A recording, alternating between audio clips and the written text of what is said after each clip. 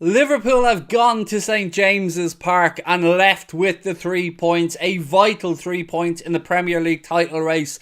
All eyes will be on Ellen Road later on as Manchester City take on Leeds United. But Jurgen Klopp rang the changes and it paid off today. We got the job done, and that is a very, very difficult fixture negotiated by Klopp and the lads. Another clean sheet. It could have been more, but you know what? I don't mind. You can see what that win means to the lads out there on the pitch now. They're celebrating it. They know that was a potential banana skin. I'm delighted with the 3 points. I'm sure you guys are as well. I'm going to go through, give you guys my player ratings and ask you for your Anfield Agenda Man of the Match. That poll is open right now in the chat if you guys want to have your say. And just a reminder, where all of our matchday content today has been brought to you with thanks to our friends at Surfshark. You can get 83% off, 3 months additional free by the greatest VPN provider out there on the market. Our friends at Surfshark have got you covered. The link in the description will bring you straight over. Again, whether you want to watch USA Netflix, Japanese Netflix, Canadian DAZN, whatever your heart desires, Surfshark have got you covered with uncrackable encryption, the most secure VPN protocols, and 83% off and 3 months extra free. Right, my friends, how are we feeling? I mean, let's do a little bit in the chat, then we'll do the player ratings, and then we'll go back and get the man of the match vote at the end. It's open there if anybody wants to have their say. The Anfield Agenda man of the match may differ from the BT man of the match. BT, by the way, gave their man of the match to James Milner. That's just job done today for me, folks. That was a real banana skin, and I think we dealt with Newcastle really well. Very proud of the lads indeed. Cater was awesome today, said Joel. Great result. Couldn't ask for anything better, said Jay Bird. Win is a win. High scoring or not, said D-Mac. I hope Man City lose points so the Reds can win the title this season, said Anthony. Mate, we're all hoping. We're all hoping that they drop some points. Right, should we get stuck into the player ratings then, my friends? Alisson Becker had a few moments today that we can be thankful that Alisson Becker is our goalkeeper. He covered well. Great sweeper keeper action today when needed as well. Calm and composed in possession. And Newcastle had limited opportunities and Alisson was equal to anything they could throw at him, as he always is. Another clean sheet for Alisson Becker in his quest for the Golden Glove. And I believe now he's currently 2 ahead of Ederson, if my memory is correct. So Alisson, look, he wasn't that busy, but he gets a solid 7.5 today because it's Alisson. He's magnificent. Why not? Joe Gomez at right back today. I thought Joe did okay. I do. I thought he was very willing down the right hand side. Defensively, I thought he was very solid as well. He was up against Joelinton, Almiron, and some difficult players, and Sam Maximin especially down that left hand side. And I thought Joe Gomez dealt with him really well as anybody can deal with Sam Maximin, because he's a bag of energy and tricks. So yeah, Joe Gomez, I'm going to give a 7 to. I thought it was a good performance. Left hand side, Andy Robertson. Good. Could be better, I think. Could be a little bit better from Robbo. There was a couple of loose passes at times, but again, the relationship he's building down that left-hand side with Diaz and with Thiago, when Thiago came on, it looked more solid to me down the left-hand side, and I think Robbo benefited from Thiago coming on later in the game. Andy Robertson, again, I think the same as his opposite number. A solid 7 for Andy Robertson. Centre-backs today, Virgil van Dijk was imperious. Absolutely imperious. Now look, Joel didn't put a foot wrong, but the reading of the game, the reading of the defensive situations that Virg just steps in and makes look easy. Both of them dealt with Newcastle's pace, they dealt with Newcastle's physicality, and I think both of our centre-backs deserve a very solid 7.5 today. It's yet another clean sheet. Yet another clean sheet. I'm going to keep saying it. It's yet another clean sheet. We are phenomenal lately, and we can't say that Newcastle had a whole load of chances today. We limited them entirely. They started the game really well, the Geordies, and I was a bit worried, I won't lie. But I saw Van Dijk and Matip, they never looked flustered, they never looked worried. And I feel like they would have dealt with whatever Newcastle could throw at them. So, yeah, solid performances, solid 8s. Did I say 7.5 or 8s? I'm giving them 8s for our 2 centre-backs. Moving into midfield. So James Milner had a cracking game. Let's be honest. We don't score that goal without James Milner. 1, putting his body on the line. And 2, getting his timing absolutely spot on. So well done to James Milner today. He was given the BT man of the match. I can see why. It was a really good, solid shift from Milner. It wasn't It wasn't a swashbuckling Jimmy Milner appearance, but it was a damn good Jimmy Milner appearance. And that's why he's in and around. And that's why Klopp trusts him. If you knew on games like today, okay, he mightn't be the creative spark that we get from other midfielders, but Milner covers the yards, covers defensively, and puts his body on the line. And that's why we love him. James Milner, 8.5 today. Very, very good performance. Captain Jordan Henderson, he was okay. You know, again, full of energy. Good work down the right-hand side. He's a difficult player to judge, Jordan Henderson, because he's always really consistent and does things that sometimes you miss. You miss in real time. You miss normally. But he's a leader, and you could see his leadership attributes out there on the pitch.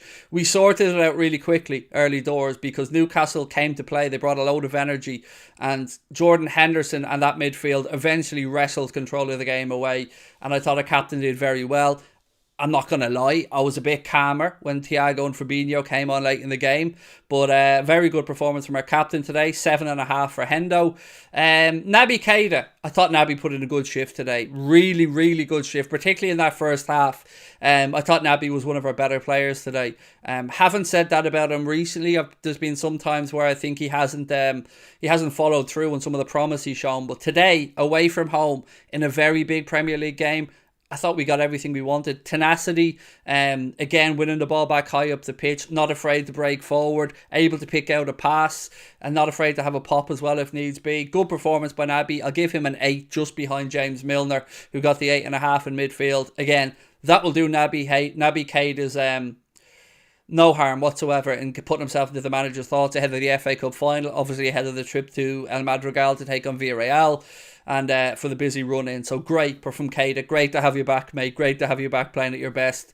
Moving up top, strange one today. I didn't think Diaz was anywhere near as effective when he was drifting onto the right side. When he was back on the left side, he looked far more potent, I think is the word I'm looking for. But sometimes I think Luis Diaz's brain is a little bit ahead of his body at times. And by that I mean he's almost a little bit too eager at times to get forward and a little bit too eager to make that burst. Sometimes I think he needs to just have a little look. There was an occasion where Thiago picked up the ball. I think Thiago won the ball back high up the pitch, pushed up, and Diaz was just gone a little bit too early. So yeah, a little bit of composure at times from Diaz, but you don't want to take away that kind of swashbuckling,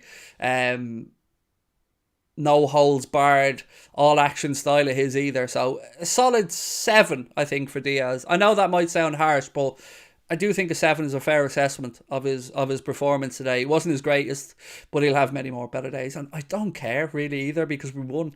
Through the centre, let's go for Jota through the centre because they moved around so much. Jota, some great positional play again from Diogo Jota today. Probably should have scored in the second half. Did force Darlow into a good save in the first half with a header, and that header tells you everything about Diogo Jota. He finds the space between the centre backs, and it's almost like a magnet, the ball to his head, and he forced Darlow into a very good save. And then in the second half again, he did force Darlow into a good save.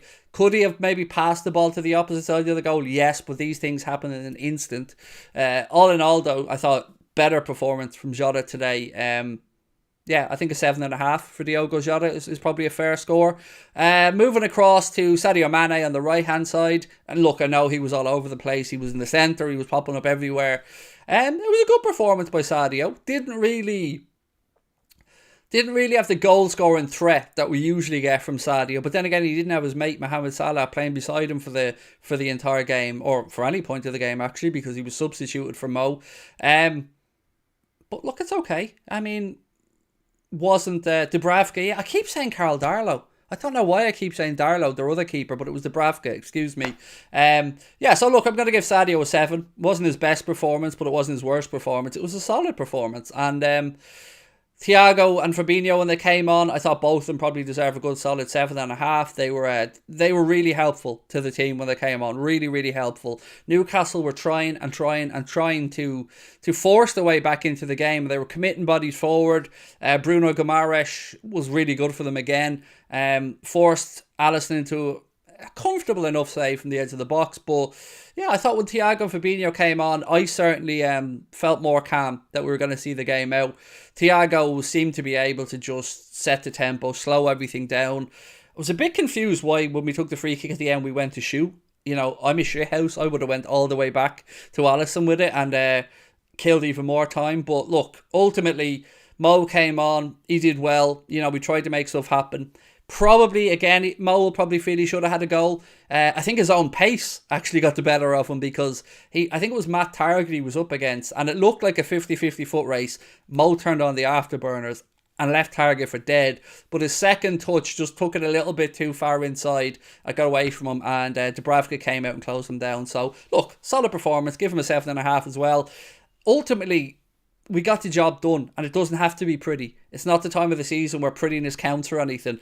It's about putting the points on the board. We put the points on the board. We've put the pressure back on Manchester City. Right now, Liverpool sit top of the Premier League table by 2 points. Manchester City have their jobs to do this evening against Leeds United.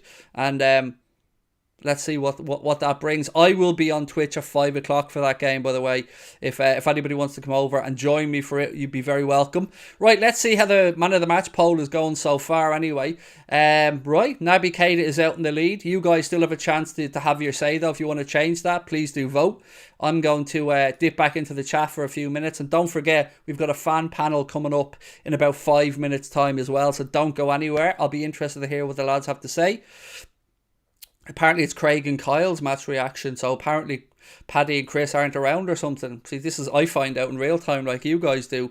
Right, what else we got? Won the match by the finest of margins, but still 3 points and we can't be moved. We're going to win the league, said Josh. We love it. We're going to win the league. We're going to win the league. And now they're going to believe us. Now they're going to believe us. Now they're going to believe us. We might win the league, you know, it's 50-50 at this point. Right, you're brave to watch later. I have to, mate. If something happened and I didn't watch it, I'd never forgive myself. But also, if City are 2-0 up after 10 minutes, it's going to be a tough damn watch, isn't it? Interesting, Bowen said he thinks Liverpool will win the league. Hope he's saving up for a belter against City, said Tommy.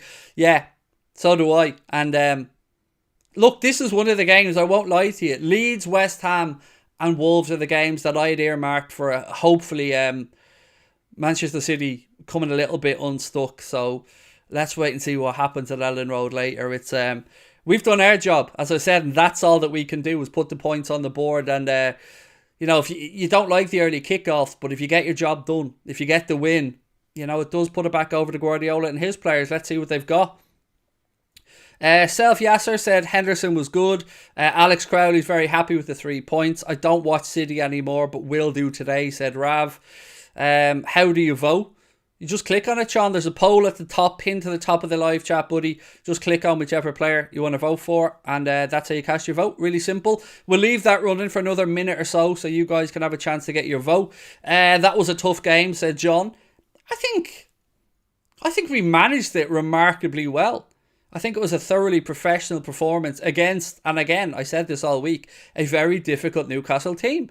They were second in the form charts behind Liverpool after the turn of the year, and it was at their gaff, and it was an early kickoff, and it was a short turnaround for us after the Villarreal game, and there was a few changes made by Kloppo, but we have the squad that we have, and Klopp trusts the boys, and he was right to trust them, because once again, clean sheet, 1 goal, doesn't matter if you keep a clean sheet, you score 1, that'll do. 3 points is 3 points. Right. Craig, I'd just like to say thank you for all the content, you and the boys. Thank you, Trippy. Appreciate that, man. It's a pleasure. It's an absolute pleasure, sir. Newland, happy with the results. Are you happy, Newland? Yeah, look at him. He's always happy. I mean, it's not an Anfield agenda match day with a happy Newland, is it? Look at him. I don't blame it on the sunshine. Don't blame it on the moonlight. Look at him go. Go on, Newland, you absolute superstar. Right. The passing today was very scrappy. Look, it wasn't pretty at times, mate, but it was professional. It was well managed, and we got the job done. That's all that matters. It's now over to Manchester City to see what they have, and Leeds won't make it easy for them. So yeah. Right, look, we are almost at 1,000 votes, so we're going to wait till the Man of the Match poll gets to 1,000 votes. If you guys want to have your say, still time to do it. I don't think you'll really be able to affect the vote, though, because it's looking like you guys have had your say, and a certain gentleman from Guinea will look like he's going to win the Anfield Agenda Man of the Match poll. As I said, BT went for James Milner, but what do BT know? They aren't the Anfield Agenda community. I will bow down to the Anfield Agenda's community opinion over BT any day of the week. So look, I'm going to bring that to an end because I need to get to the second match reaction video. So your Anfield Agenda Man of the Match with a total of 56% of the vote is Naby Keita. Second place, James Milner. Third place, Joe Gomez.